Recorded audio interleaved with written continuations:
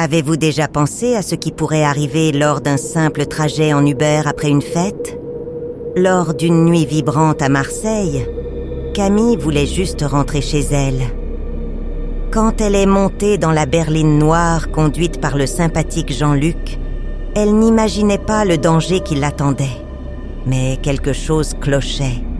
L'itinéraire a changé, le signal du téléphone a disparu et Jean-Luc a commencé à révéler son côté sombre. Que feriez-vous si vous réalisiez que le chauffeur a des plans sinistres? Préparez-vous pour une histoire où chaque virage de la route cache une nouvelle terreur et la lutte pour la survie commence maintenant. La nuit à Marseille était vibrante, pleine de rires et de musique. Après une merveilleuse fête, j'ai appelé un Uber pour rentrer chez moi. L'application m'a confirmé que Jean-Luc arriverait dans quelques minutes. Quand la berline noire s'est arrêtée devant la maison, j'ai immédiatement reconnu le véhicule. Je suis montée dans la voiture et ai été accueillie par un homme d'âge moyen avec un sourire amical. « Bonsoir, Camille. Prête à rentrer ?» a-t-il demandé avec un fort accent français. « Oui, s'il vous plaît. La nuit a été longue, » ai-je répondu, essayant de me détendre sur le siège arrière. Le trajet a commencé tranquillement. Les rues de Marseille défilèrent rapidement par les fenêtres. Jean-Luc a allumé la radio et une mélodie douce a rempli la voiture. « Tu aimes les fêtes, Camille ?» a-t-il demandé, brisant le silence. « Oui, de temps en temps.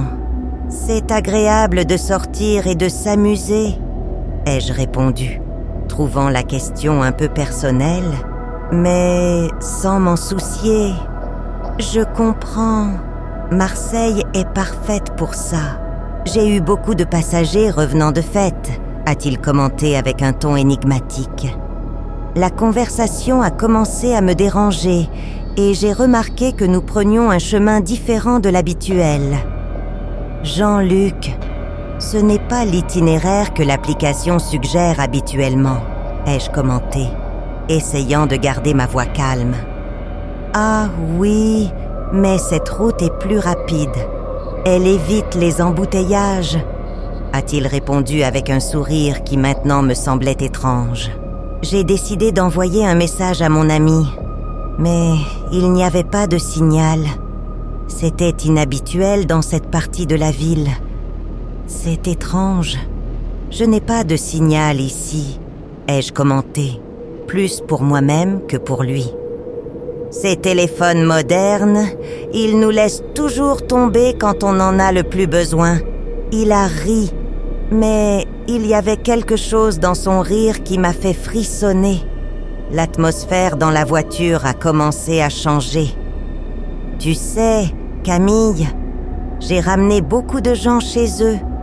Certains ne sont jamais arrivés à destination, a-t-il dit avec un calme perturbant. Comment ça? Ai-je demandé, essayant de ne pas montrer la peur qui grandissait en moi. Ah, des histoires qu'on entend par-ci par-là. Des gens disparaissent. Tu sais, Marseille peut être dangereuse. Mon cœur a commencé à battre plus vite. J'ai regardé la route, essayant de reconnaître un point de repère. Mais nous étions dans une zone inconnue. Jean-Luc, je pense qu'il vaut mieux revenir à l'itinéraire original. Je commence à m'inquiéter, ai-je dit, essayant de garder ma voix ferme. Ne t'inquiète pas, Camille. Nous y sommes presque. Détends-toi. La sensation de danger imminent s'intensifiait. J'ai décidé d'agir. J'ai repris mon téléphone, mais il n'y avait toujours pas de signal. Les portes de la voiture se sont verrouillées avec un clic sinistre. « Tu ne peux pas sortir, Camille. Pas maintenant. » La panique m'a envahie. J'ai essayé d'ouvrir la fenêtre, mais elle était aussi verrouillée. J'ai regardé autour de moi frénétiquement, cherchant quelque chose pour me défendre. Jean-Luc continuait de conduire, les yeux fixés sur la route. « Pourquoi fais-tu ça ?» ai-je demandé, ma voix tremblante. « Parce que je peux, Camille. Personne ne soupçonnerait jamais un simple chauffeur d'Uber. Je savais que je devais sortir de là. J'ai lentement fermé les yeux et laissé mon corps se détendre, faisant semblant de m'évanouir. Quand j'ai senti sa main sur mon épaule, j'ai ouvert les yeux brusquement et repoussé sa main avec force. J'ai réussi à déverrouiller la porte et me suis jetée hors de la voiture, sentant l'impact de l'asphalte râpé contre ma peau. Je me suis rapidement levée et ai commencé à courir sur la route déserte. « Camille, reviens ici !» Jean-Luc a crié, sa voix chargée de colère. Apercevant une maison abandonnée, j'ai couru vers elle et suis entrée, me cachant derrière une vieille armoire. J'ai entendu les pas de Jean-Luc s'approcher. J'ai pris un morceau de bois cassé et, quand il est apparu dans ma ligne de vue, j'ai frappé de toutes mes forces. Il est tombé avec un grognement de douleur. J'ai couru vers le téléphone et composé le numéro de la police. « S'il vous plaît, aidez-moi » ai-je chuchoté. Je suis poursuivi par un homme nommé Jean-Luc. Je suis dans une maison abandonnée sur la route principale. J'ai de nouveau entendu les pas de Jean-Luc. J'ai fermé les yeux, essayant de ne pas faire de bruit. Quelques minutes plus tard, les lumières bleues et rouges de la voiture de police ont illuminé la route. 2 policiers sont sortis de la voiture et ont couru vers moi. « À l'aide! Il est ici dedans !» ai-je crié, pointant vers la maison. Les policiers sont entrés dans la maison, armes à la main. J'ai attendu dehors, tremblante. L'un des policiers est sorti, avec une expression confuse. « Nous n'avons trouvé personne à l'intérieur. » a-t-il dit, incrédule. « Vous êtes sûr qu'il était là ?»« Oui, il y était. Je l'ai frappé avec un morceau de bois, » ai-je répondu, presque paniqué. Quelques jours plus tard, j'ai reçu un message anonyme sur mon téléphone. Mon cœur s'est glacé en ouvrant la pièce jointe et en voyant une photo de Jean-Luc, souriant d'une manière énigmatique. Le message disait simplement « À bientôt, Camille !»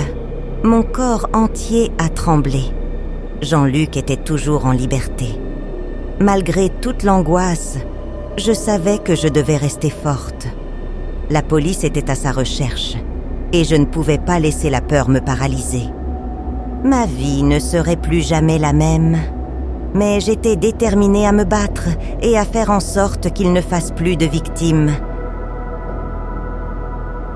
J'espère que vous avez aimé cette histoire effrayante.